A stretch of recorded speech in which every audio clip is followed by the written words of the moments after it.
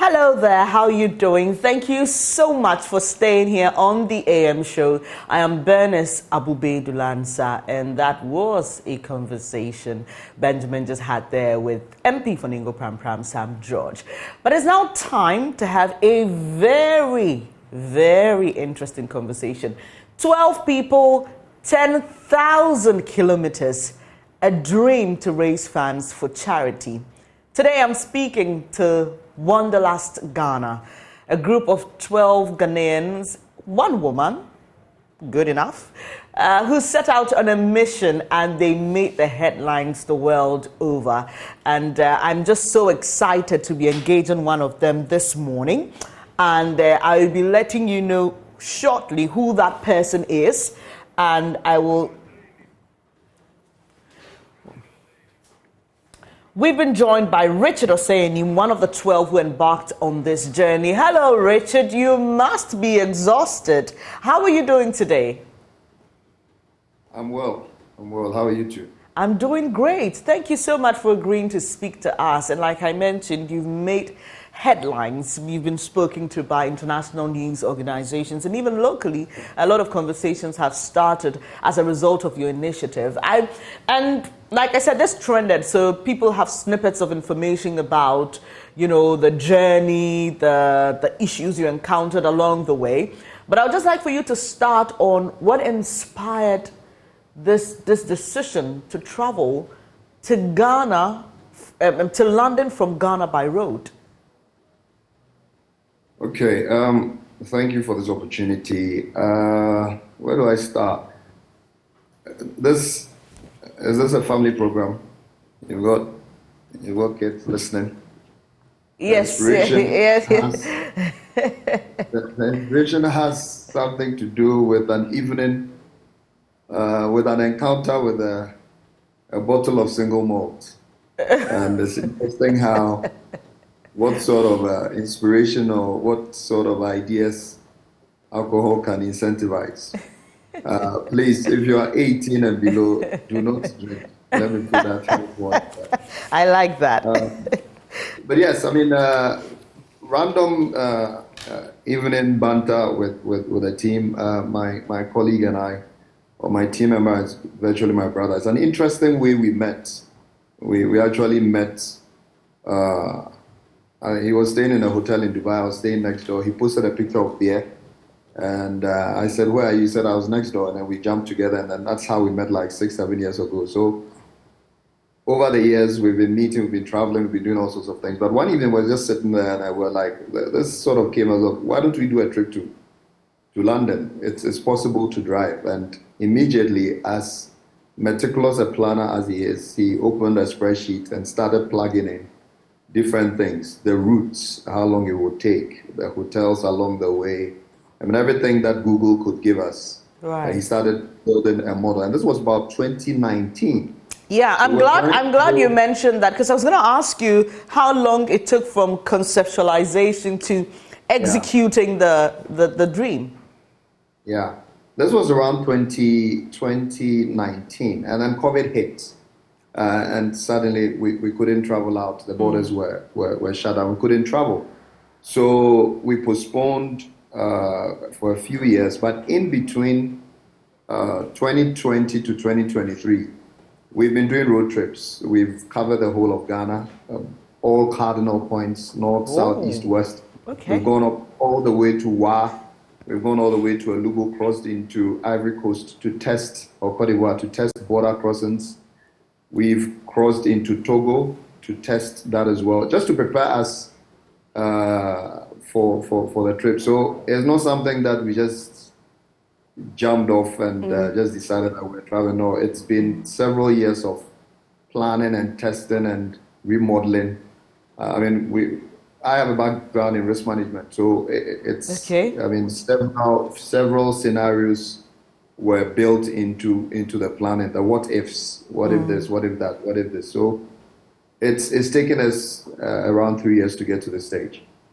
And you've spoken about the time, but I'm also thinking about the investments that you had to make.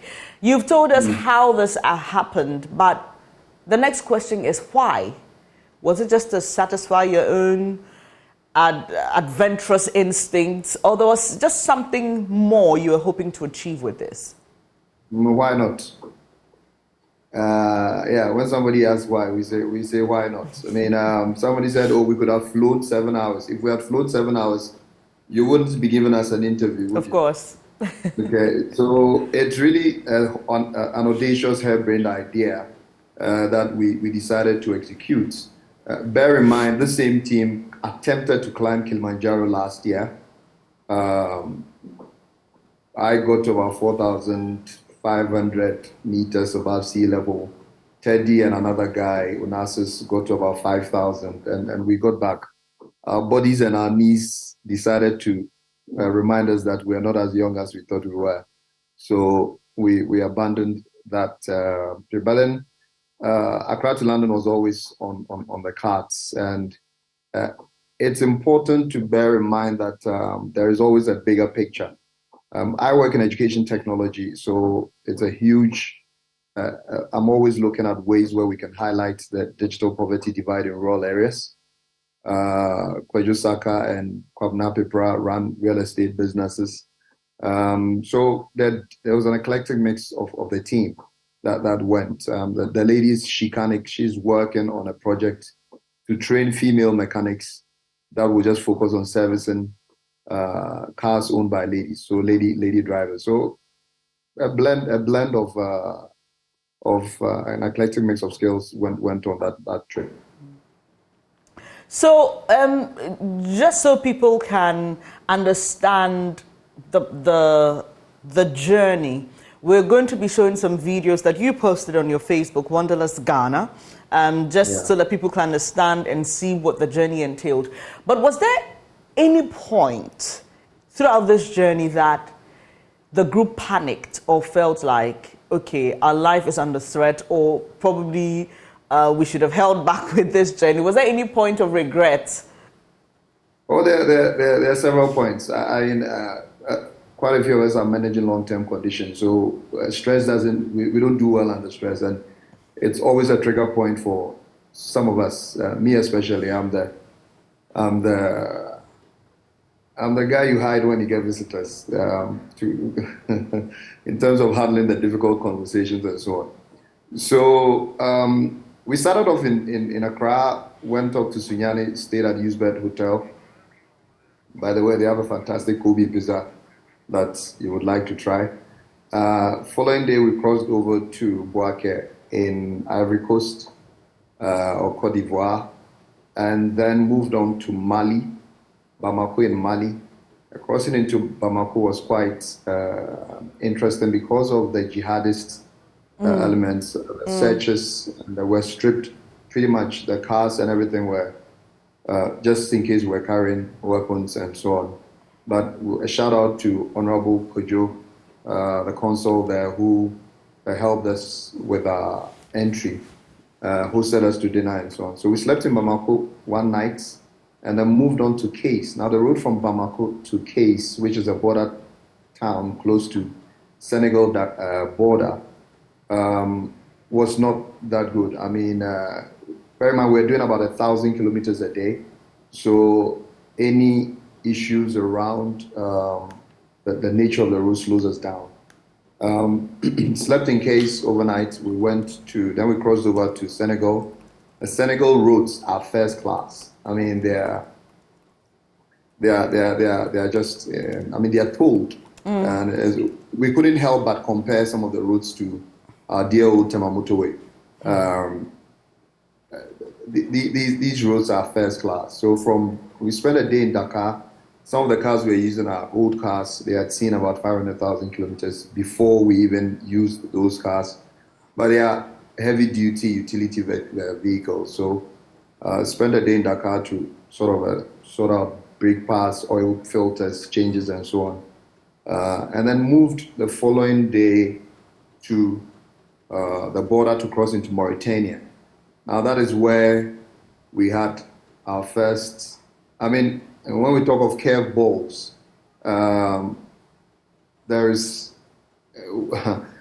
we had been having a smooth journey so far, and it was definitely bound to be some curve balls.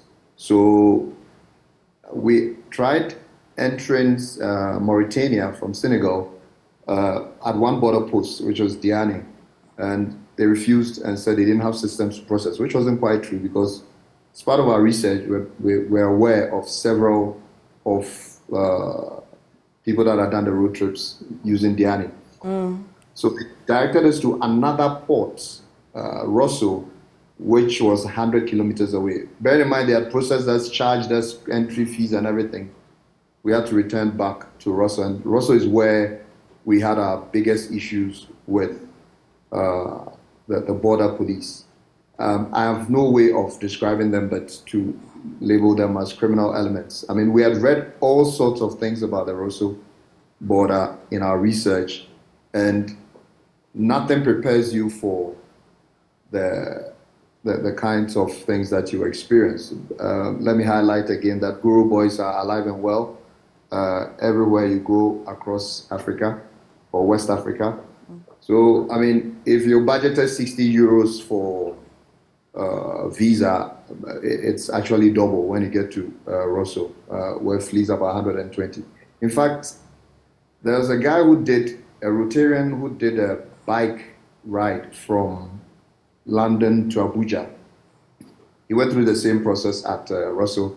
I think they charged him about, when he was leaving, he had spent about 124,000, is it SEFA or the local currency? I mean, it was a ridiculous amount of money that they had fleeced on this. So, but the interesting thing, which kept us for about 7 to 8 hours there, was that two of our cars, the driver and the passengers in front seats, had tinted windows, and there was a traffic offense. So they took us to the police station and parked the cars over there and detained us for about 7 to 8 hours. Wow. Fleecing us, laying us, yeah. And the reason I call them criminal is because they didn't even enter us into the system, because when we communicated with our guys in Nouakchott that we had been detained, the Honorable Consul there went to the equivalent of the IGP to demand where we were and so on.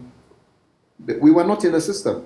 The guys in the capital were saying, look, these guys haven't crossed, because the guys they hadn't inputted us in the system, so they couldn't find us. And suddenly, scenarios again. Okay, what do? Do we leave the cars, drive to Nouakchott, and come back the following day? Do we find a hotel? We're advised not to sleep in that town, the border town of Rosso, because anything could happen and so on. So I have nothing positive or useful to say about Mauritania's, crossing from Senegal to Mauritania. So we carried on. Eventually, they let us go around 8 p.m. We ended up at the Honorable Consul's residence, had something to eat. No, we hadn't welcomed fufu in our lives like we did. Bear in mind that the lunch had been prepared. The lunch had been prepared at 1 p.m. Okay, and prepared at 1 p.m. And we got there at 10 p.m. And you know how fufu's texture can be when you leave it. No. Went in the process to do due diligence or analyze anything. We just gobbled it down and went to bed. Following day, we moved to another town in Mauritania. And then we crossed over to the Honorable Consul, give us an escort from that town all the way to the Moroccan border. And that's where you see the difference. Morocco pretty much looked like and felt like a Western environment. We had purchased we had sort of booked our visas earlier online, $80 processed. You get there, they look at it. I think the guys at Morocco at the land border were not even used to seeing an e-visa, but they quickly went online, researched it, looked at their systems, and then they just processed us. Our cars were scanned, we bought insurance, and we're in Morocco. Now, Morocco, if you know anything about it, there's a conflict around a place called Western Sahara between other countries, I think Mauritania and so on. We got to another town in Morocco and then slept before we got to Agadir. And the first town that we got to, after about 1,000 kilometers, I mean, the hotels choices were not that interesting. I mean, when we looked in our rooms, like, there's no way we're going to sleep in these rooms. Sorry, the rooms made my skin crawl. So two of the guys went to sleep in the car. I had to sit on my hand luggage and against the whatever, and just do some work all night from about 12 to 6. And eventually we left and headed to Agadir in Morocco. We slept in Agadir in Morocco. The cars again were serviced and so on. And then we went to Casablanca and then Rabat. We went to the Ghana High Commission in Rabat, paid respects. And then that's where we split. About some of the team stayed in Casablanca because one of the guys wasn't well for a while, a day or two.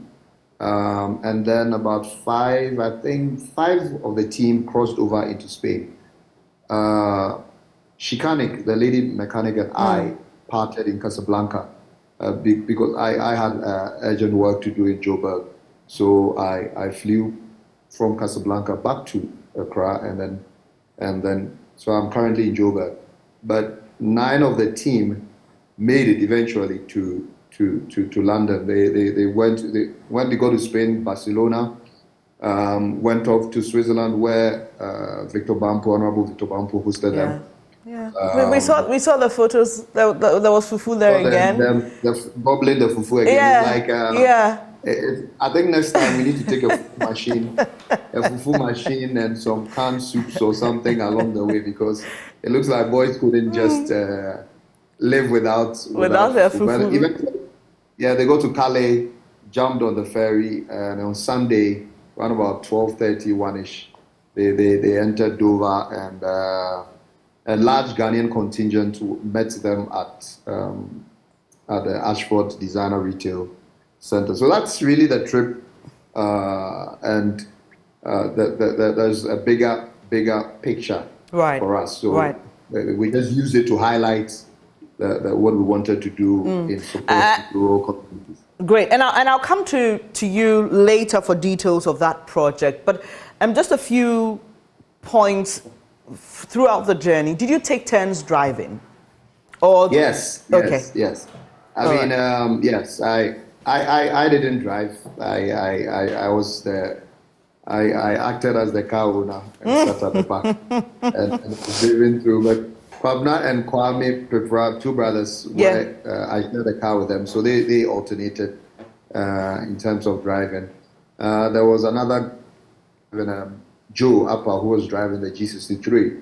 At some points required support, so then Kwabna took over that car. And who else? I think Kojo Saka drove his car all the way. The Iribi brothers and Cyprian were in another car, and I think they also took turns in driving. So yes, I mean, 1,000 kilometers is very difficult for one. One person to cover. We had to stop along the way, either to refuel or grab something to eat. The choices as far as food on the road was concerned was plantain chips, peanuts, water, bread, and I mean, once in a while we'll come across a local dish that we will just tuck into. Right. But yeah.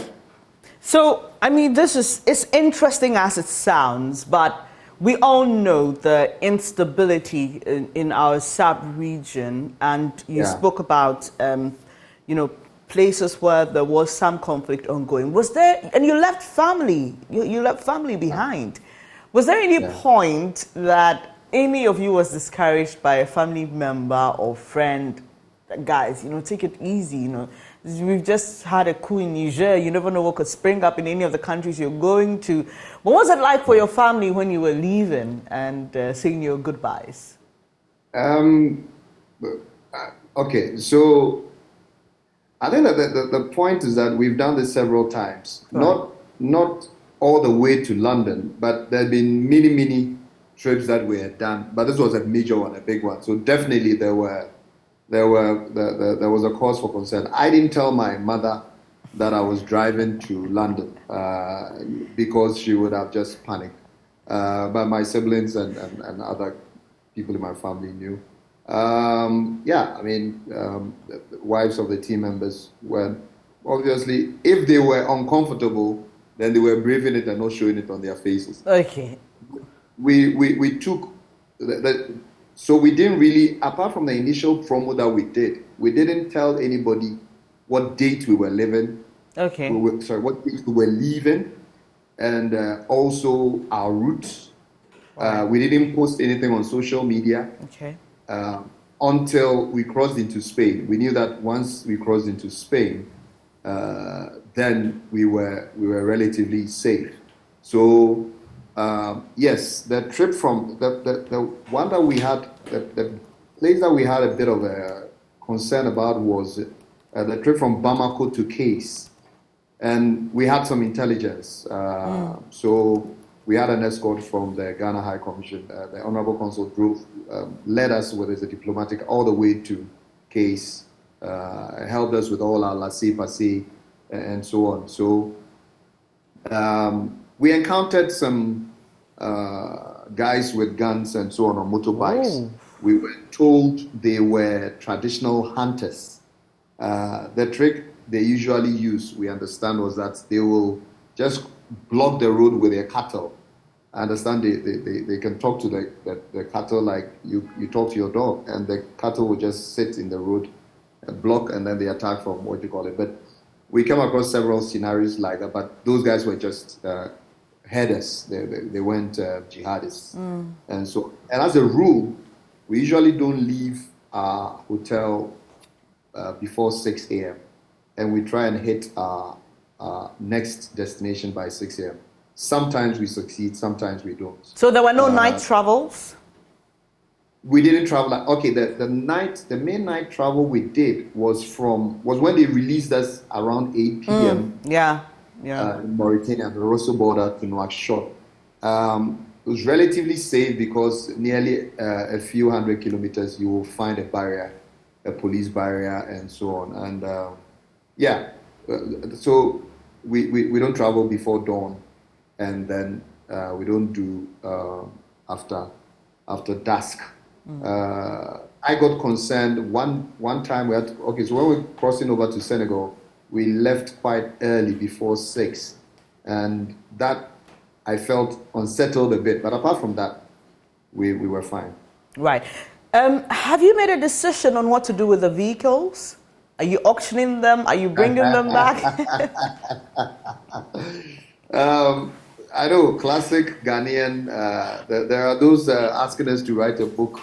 There are those that are asking us to. Even my glasses are being auctioned. Either auctioned or put in a museum or something. But listen, these are people's private cars. Okay. The investment in them, what they decide to do, okay. I'm not sure. I'm not sure yet. Funny enough, a shipping company reached out to us to offer to ship the cars back to Accra for Tama for free. So we'll see. We're still in discussions. I mean, the team is planning to be in town before the end of the month, and we'll decide what to do. So talking about vehicles, there's a story I saw online yesterday about a local vehicle assembler. Let me put it that way, not because they assemble the vehicles, not taking advantage of the opportunity. And I've just seen, I'm yet to watch it though, but the CEO of that company, Kantanka Vehicles, was built to appear on another station. I'll catch up later on what exactly his concerns are. But did you reach out to them? What's the story? How did this become a story in the first place? Listen, we are pro Ghana to the death. I mean, Ghana, Red Bull. I mean, we bleed Ghana. So anything that we do, we eat Ghana, wear Ghana. And was like, look, this will be a fantastic opportunity to showcase a vehicle that's been assembled in Ghana to the world, to demonstrate that, yes, you can drive from Accra to London with a Ghanaian-made vehicle. I'm not sure how old you are, but when we were growing up, there used to be there was a locally assembled car. I mean, so sometimes a VW, all these cars used to be sort of, so we wanted to do something, and we approached the CEO, we approached members of his team. We couldn't even get an appointment. listen, this is one of those things that we've decided to let it slide. Yeah, because it sounds like with all the reactions I've seen, it appears that he says he wasn't aware. You know, we've got receipts, as they say. We've got receipts, but again, we're being what's the word I'm looking for that I can't find? Magnanimous. Just let it slide and let's move on. Right. All's well that ends well. We've done it. We've demonstrated it can be done. The core messaging around our course is what we want to focus on. This is yes. That's all we want to leverage. Sure. So let's move on from there. Let's move on from there. There were a lot of people on social media who were super excited by this adventure that you embarked on. You were featured on the BBC. I saw other, international, sort of coverage on this entire trip. Is that something you expected, or were you a bit overwhelmed by all that support and love? Yes. So we are kind of having to make it up as we go along. Yes, we're all business people. We have an insight into how marketing works. At some point in our lives, we came across the 4Ps: promotion, place, whatever, and so on. So we have a fair idea how it works, but we've been overwhelmed by the response, the support. We've been overwhelmed by the attention. So yes, we're leveraging it to push our cause. We didn't plan for it. We didn't expect it. We all had a cause. So originally there was about 15 of us. We were like, okay, we will build one smart lab in whatever village or hamlet or wherever we come from to push to bridge the digital poverty divide. So that's how we started. But along the line, guys lost vim. It's always been at the back of our mind. But one guy took it forward. That's Kwabena Iribi. Kwabena Iribi is a director at Afri-Exim Bank, and he's 50 this year. He says he's from Jamasi. If he hadn't had education, God knows where he would have ended up. So he also wants to give back, and we're supporting him. So the first phase of our fundraising is around Kwabena's initiative for Eduspots. A sport is like, as you know, a sport is like a drinking bar. But these are education sports around the country, and we're helping Kwabena for phase 1 to raise 100,000 euros. But there's a bigger project that we want to do to target as many rural schools as possible. So, I mean, look, just scanning through Facebook, the countless number of posts that I'm seeing, people even meeting you in London. Was that also planned? Because I see that there was a Ghanaian community ready to meet you. There's a guy called Daniel Kwekudatson. I actually saw him put up a post asking anyone in London who was willing to meet you people. Was that also part? When we crossed into Spain, or when the guys crossed into Spain, I didn't cross into Spain, but when the guys crossed into Spain, the conversations then started about what will be done in London.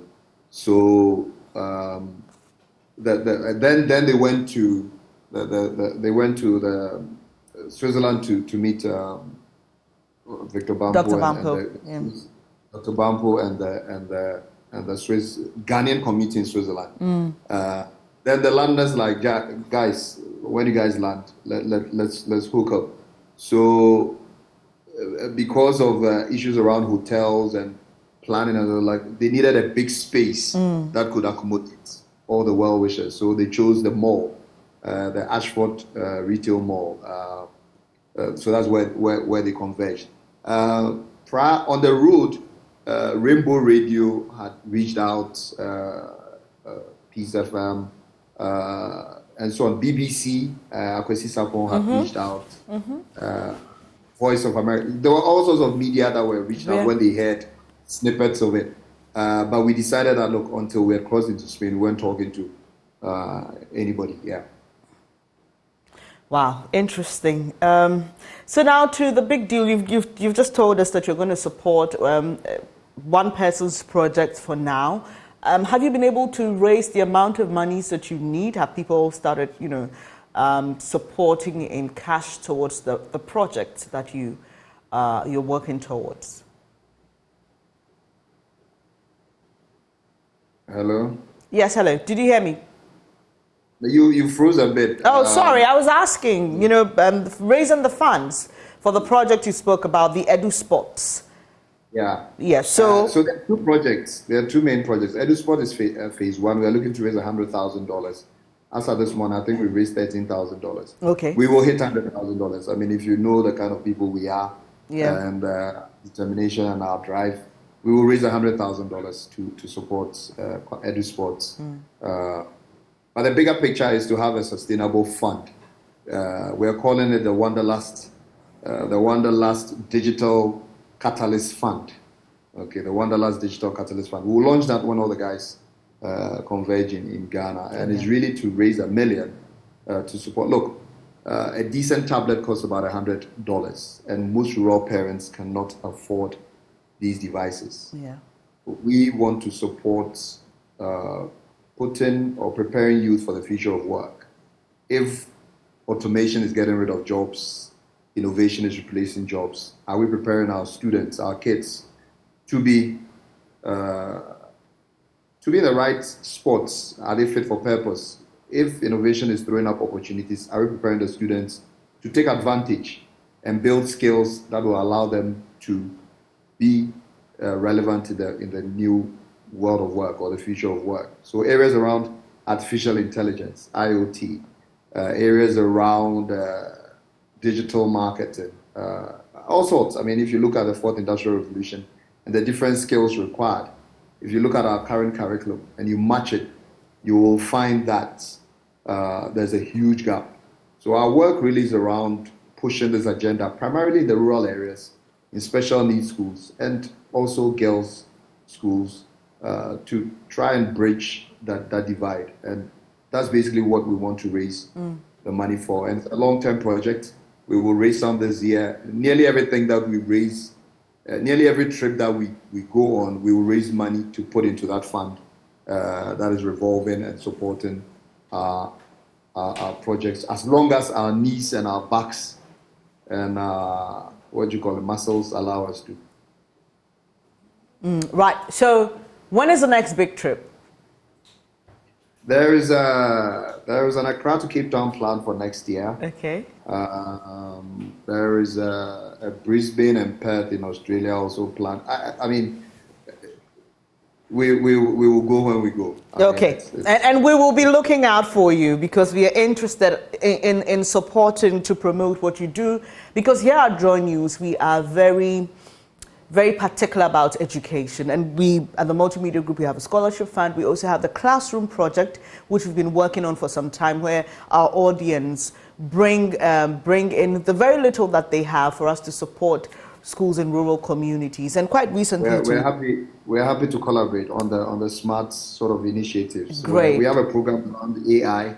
Great. Demystifying AI and supporting students to use AI tools to solve problems in their communities around health, around agriculture, climate tech, and so on. So there's a project that's we're great. It's a big market. The demand is huge. No one institution can do it all alone. So the more partners we pull together into a consortium to hit our core objectives, the better. Look, I am in awe of your bravery. I am in awe of your innovation. I am in awe of everything. Let me save you a seat. Let me save you a seat on the Accra Cape Town. Yes, please do. I'd love to be a part of it. Why not? Come and. I will gladly do it. So we have an agreement. Next year it is, right? Absolutely. If only you are not going to say the morning you can't find your makeup, your wig is somewhere. Oh, no. Rush you. All those things. Not at all. I mean, we like it when it is raw and unedited, right? Because it tells the story sometimes. If you're on a road trip, it has to look it. But I mean, like I said, our audience are fantastic. I can tell you, when I spoke about our classroom project, I can tell you about an old woman who drove up here and literally brought all her savings and said, look, I'm old, I'm gone. just use this to support the little kids. So, I mean, if you're open to this, if there are people who are willing to support like, how do they do it so that we can rally everyone on board as quickly as we can? There's a website. Wanderlust Ghana, wanderlustghana.com, and there's a donate button on there. You can donate on there. Forgive me, I don't have the Momo number here, but I hope at some point we can send it to you so that I can definitely put it as a banner on your site or something to help push the cause. To help you. Oh, I'm so grateful that you made time this morning to speak to me. Thank you very much for having us. Please send my love to the rest of the team. I hope everyone is feeling good now, because I understand someone also had to stay over in France, right? Yes. I mean, listen, we're old men. Some are 50 and over, some are approaching 50. When your body starts talking to you, you better listen. I know. But that's what makes it even more interesting.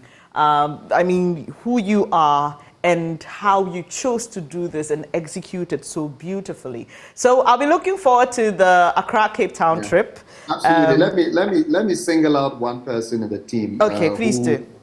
We laugh at him that he has OCD, and it's, I mean, everything to a T. Teddy Kwabena Pipra. I mean, yes. I mean, we launched the vision and so on. But if there's one person who looked at every single detail without a spreadsheet that he's obsessed about, made sure how many liters of petrol we would need, brake fluid, tires, parts. I mean, phenomenal guy, and a lot of our love and our respect to him for leading this effort. Thank you so much, Richard, and we wish you all the best in Joburg. Hope to see the team back home soon, hale and hearty, to execute your project and embark on the next big adventure. That was Richard Anim. He is part of 12 Ghanaians who decided to embark on a trip all the way to London, 10,000 kilometers. He spoke to us about the highs and lows, but ultimately, this is to support education and education through the digital front, bringing in artificial intelligence, bringing in all the many new innovations that make education exciting, and that also will help children in rural Ghana meet the demands on the market. So you heard him, wanderlustghana.com, WANDERLUST. And by the way, wanderlust means someone who has a very strong desire to travel. So the name and the expedition fits perfectly. So go to wanderlustghana.com and click the donate button so you can support them, help a lot of young Ghanaian children. It's been an exciting conversation, but there's another coming up shortly. MEST, in partnership with the MasterCard Foundation Center for Innovative Teaching and Learning, is thrilled to announce Advancing EdTech, a forum for innovation, a groundbreaking event, and I will be back shortly to share more details with you. Do stay.